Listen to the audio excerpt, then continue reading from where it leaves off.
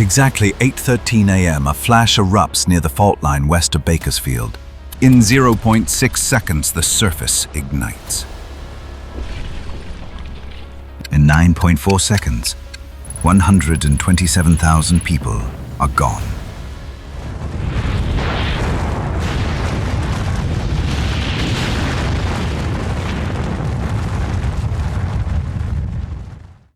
You're watching a simulation of what would happen if a nuclear bomb were detonated directly on the San Andreas Fault. And no, this isn't a movie plot. This is based on real geophysics, military models, and civil response protocols. What would our world look like after such devastation? That's what we're about to explore. We're using a real US thermonuclear warhead, the B-83. It's one of the most powerful bombs still in the US arsenal, with a yield of up to 1.2 megatons.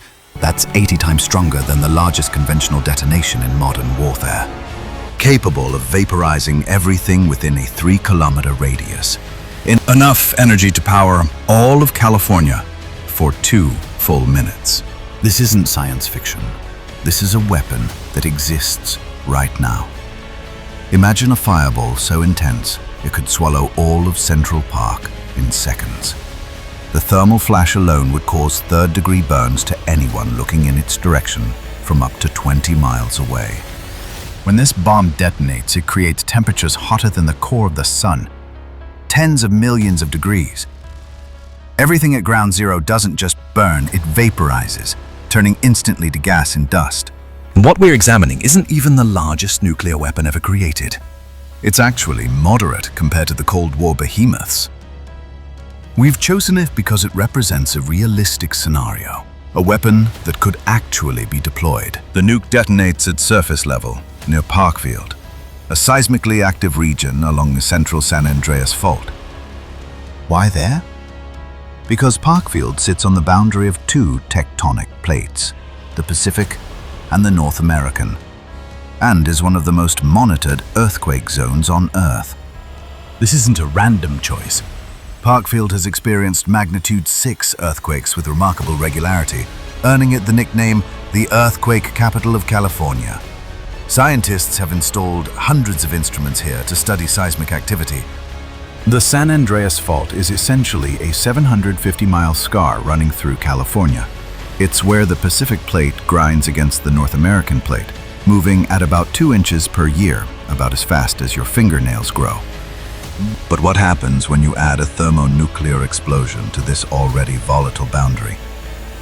Could a nuclear blast actually trigger the big one, the catastrophic earthquake California has feared for decades? Detonating here doesn't just create a blast zone, it potentially sets off a chain reaction along one of the most dangerous fault systems in the world. Explosion mechanics. The first few seconds. Fireball. Nearly 2-kilometer wide. Temperatures exceed 10 million degrees Celsius, hotter than the surface of the sun. Shockwave. Expands at Mach 2. Within 4 seconds, windows in a 25-kilometer radius are shattered. Thermal pulse. Causes third-degree burns within 11 kilometers. Pressure wave. Rips apart infrastructure in Paso Robles, over 40 kilometers away. What we're witnessing unfolds faster than human reaction time. By the time your brain registers the flash, the thermal pulse has already reached you. Near ground zero, concrete doesn't just crack, it pulverizes. Steel doesn't just bend, it vaporizes. The air itself becomes a weapon compressed into a wall moving faster than the speed of sound. This initial blast creates what scientists call overpressure, air pressure drastically higher than normal atmospheric levels. At just 5 psi overpressure, most residential buildings collapse. Near the hypocenter, we're talking about pressures exceeding 50 psi, and we haven't even gotten to the radiation effects yet. But what makes this scenario uniquely catastrophic is what happens next, when nuclear energy meets geological instability. Would a concrete wall save you? Yes, if it's thick, buried, and reinforced. One slab could mean the difference between death and survival. What do you think would happen to California's water supply in this scenario? Let us know in the comments before we reveal the devastating answer. Local impact. Cities that would feel it most? Paso Robles, flattened. Fresno, thermal radiation and broken water mains. Bakersfield, roadways lifted and twisted. Highways I-5 and CA-46 collapsed or buckled. Known landmarks gone. James Dean Memorial Junction. Carrizo Plain Fault Scarp. California aqueduct ruptured in 2 places. The devastation extends far. Emergency services become overwhelmed instantly. Hospitals in Bakersfield and Fresno would be flooded with burn victims, while simultaneously losing power and water pressure. Cell towers fail across the region. Internet backbone connections running through the Central Valley are severed. In an instant, millions of people lose their ability to communicate or get information about what's happening. But the most severe consequence might be to California's water system. The California Aqueduct, which supplies drinking water to 25 million people, would be compromised at multiple points. If you've enjoyed this breakdown of the immediate effects, hit subscribe now to see what happens next in our nuclear aftermath scenario. Delivery method. The B-83 warhead is dropped from high altitude, likely via stealth bomber or hypersonic glide vehicle. But in this scenario, we're assuming it came from a submarine-launched missile fired from the Pacific. This path makes detection difficult and timing unpredictable, ideal for maximizing terror and disruption. A submarine-launched ballistic missile, SLBM, can reach coastal targets in as little as 5 to 7 minutes after launch, giving virtually no warning time. Modern nuclear submarines are virtually undetectable when running silent. They can position themselves anywhere in international waters, creating launch points that circumvent traditional early warning systems. From launch to impact takes just minutes. The missile follows a depressed trajectory, staying lower in the atmosphere to minimize detection time. By the time radar stations detect the incoming warhead, it's already too late for evacuation. Most civil defense protocols would be rendered useless by such a rapid strike. If you're finding this terrifying and fascinating, consider subscribing. We break down the science behind the unthinkable every week. Our next segment reveals what happens when nuclear force meets geological instability, something that's never been modeled with this level of detail before. Hit that subscribe button now so you don't miss what comes next. The geological chain reaction that could reshape the entire West Coast. Here's where it gets chilling. No nuclear bombs don't typically trigger earthquakes. But if the fault is already critically stressed, even small energy shifts can serve as the final straw. According to USGS data, the San Andreas Fault is locked and loaded for a magnitude 7.8 quake. A surface-level explosion won't split the Earth, but it might trigger slip on a shallow segment of the fault. Scientists, what makes this scenario particularly concerning is timing. The southern section of the San Andreas hasn't experienced a major rupture since 1857, building up over 160 years of strain energy. The energy released by our B-83 warhead isn't enough to cause a fault rupture on its own, but it could be the proverbial straw that breaks the camel's back, especially if detonated at a critical stress point. Think of it like a precariously balanced rock. It might stay balanced for decades more, or a single push could send it tumbling. You're driving east of Paso Robles. You see a strange rising sun near the horizon. 0.6 seconds later, your windshield melts. 1.2 seconds. You hear nothing. The sound hasn't arrived yet. 2.1 seconds. Your tires lift. 3.4 seconds. Silence ends. You're thrown against the dash. 5 seconds. Darkness. This isn't some Hollywood dramatization. This is the physics-based reality of being caught in the thermal radiation zone of a nuclear blast. For those slightly further away, survival might be possible, but brings its own horrors. Burns covering most of your body, infrastructure destroyed, no medical help coming. The survivors would face radiation sickness, contaminated water, collapsed buildings, and the potential aftershocks of a triggered fault line. You're in a car. Do you survive? Not unless you're at least 20 kilometers away and parked behind thick concrete or in a tunnel. Cars provide virtually no protection from thermal radiation or blast effects. The metal frame might even become a liability, as it can turn into shrapnel when hit by the pressure wave. Emergent gas pipelines rupture, triggering secondary fires. Military assumes active war footing. NORAD activates continuity of government protocols. Within 12 minutes, a second detonation hits the port of Long Beach.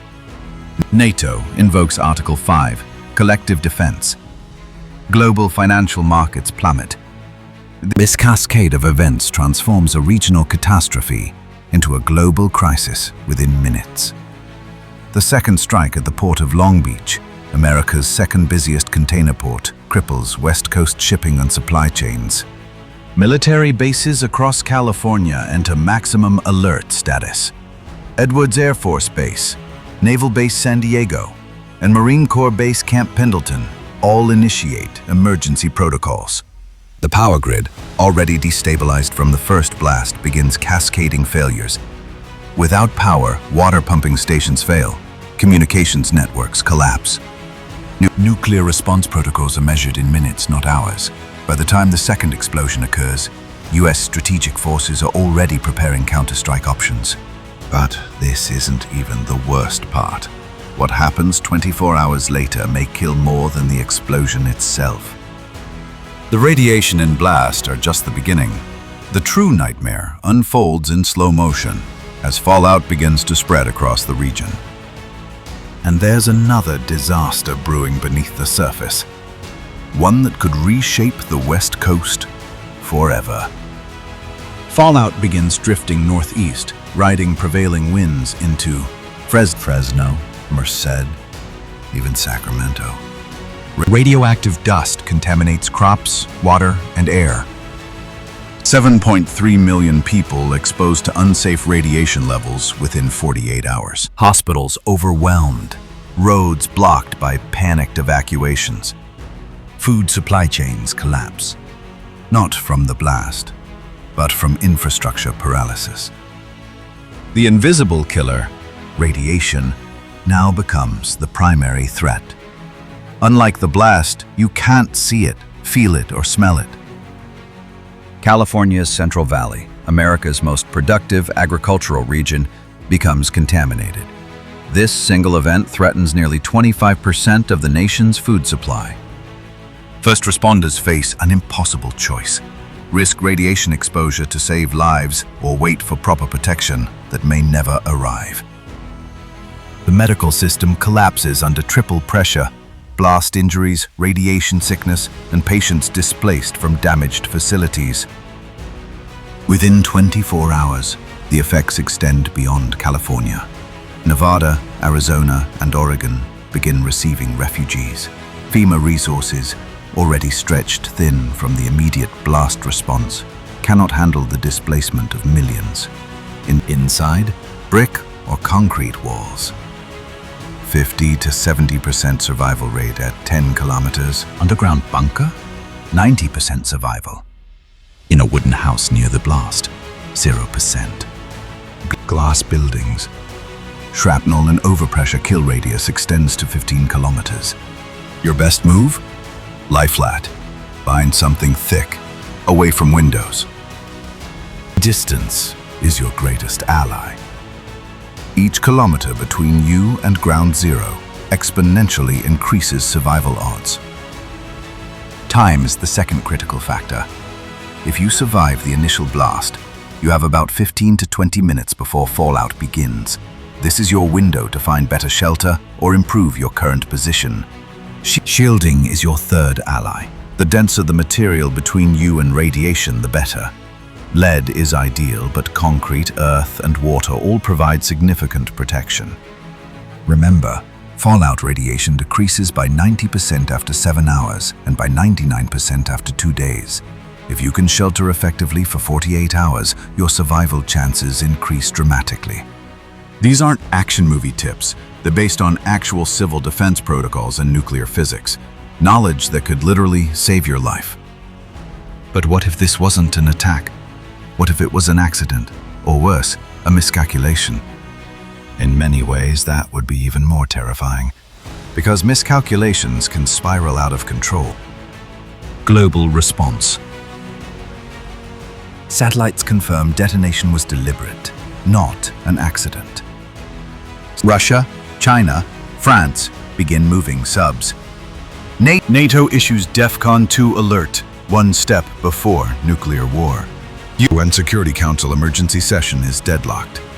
The doomsday clock advances to 90 seconds to midnight. Within hours, global markets enter freefall. Trading is halted in New York, London, Tokyo, and Shanghai, as circuit breakers trigger from panic selling. Military analysts work frantically to determine the attack's origin. Attribution is critical, but in the fog of crisis, mistakes can happen. Nuclear-armed submarines worldwide go to maximum readiness. These vessels, carrying enough firepower to destroy entire nations, begin moving to predetermined crisis positions. Strategic bombers are loaded and prepared for takeoff. Missile silo crews receive preliminary authentication codes.